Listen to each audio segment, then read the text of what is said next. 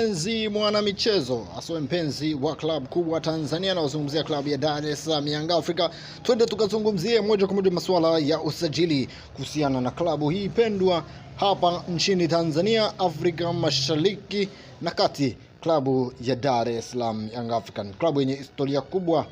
Sasa masuala ya usajili yamegeuka kuwa vita ambayo si tu kati ya Young African na timu zingine, lakini ni vita pia ya ndani kwa ndani. Nani anaondoka na nani abakia? Lakini swali langu la kwanza kwako pia ndugu yangu ni uniambie, sakata hili la Dube na Depu, nani anaondoka? Usitumie asila, usitumie mapenzi, lakini uniambie kwa fact, kwa ujumbe kidogo mfupi, unatokea wapi, na uniambie unahisi ni nani anabidi kuondoka kwenye kikosi cha Young African kati ya Dube na Dep, ili kumngoja bwana mdogo Ibrahim Diala ambaye rasmi amejiunga na klabu ya Dar es Salaam Young African. Tunakwenda kujadili kile ambacho amekifanya kwa msimu huu na msimu uliopita, na utajua ni kwa nini na ni mchezaji wa kiwango cha namna gani, kwa sababu ujio wake si mchezaji wa kuja kupimwa tena, ni mchezaji ambaye anabidi kuja kufanya vizuri kwenye kikosi cha kwanza.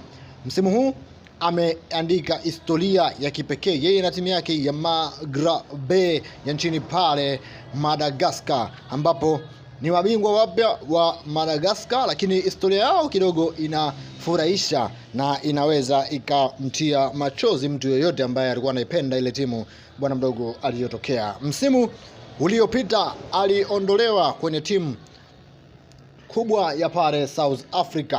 Hapa tunawazungumzia bwana mkubwa, alikuwa anacheza ligi ya South misimu mitatu nyuma akiwa na timu ya Kaizer Chiefs, huku akiwa ni chaguo la tatu kabisa kwenye washambuliaji. Akaondoka zake na kila mmoja alifikiri historia yake imekwisha, kwenda kucheza ligi tu ya pale nchini Madagascar. Wakafanikiwa kuipandisha timu ile akiwa na goli zake 12, assist 13 kwa msimu wake wa kwanza, na watu wakabeza mafanikio yake kwa sababu ameenda kufanya vile kwenye championship ya pale nchini Madagascar. Timu ikapanda daraja msimu wake wa kwanza, ambao ni msimu huu wamefanikiwa kuchukua ubingwa wakiwa unbeaten.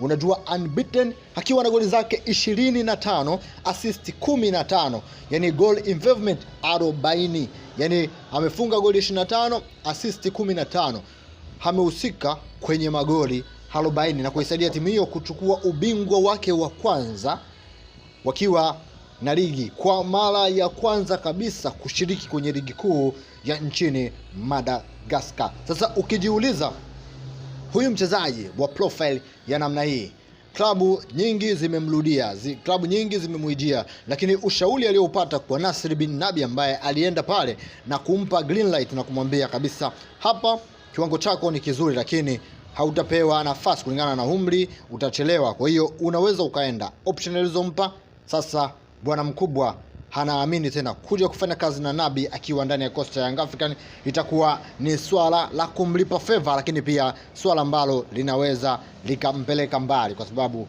yeye alikuwa aminiwi kabisa, alikuwa anaonekana anapa kwenda. Nabi akamtafutia timu na akamwambia, bwana mdogo, ukikomaa hapa, kocha huyu ambapo nakupeleka namjua, lazima atakupa namba, ukipanda daraja atakupa namba. Kimemlipa, na Nabi ametumia nafasi hiyo kumshawishi kuja ndani ya kocha Young African kuungana naye. Sasa swali ni kwamba kati ya Depu na Dube, nani anabidi kumpisha mwamba ndani ya kikosi cha Young African, kwa sababu Yanga lazima wamuondoshe striker mmoja namba 9. Kati ya Depu na Dube, nani ampishe bwana mdogo hapo? Sawa kusubscribe na kuniambia kwenye comment shabiki wa Yanga utokea maeneo gani. Asante sana.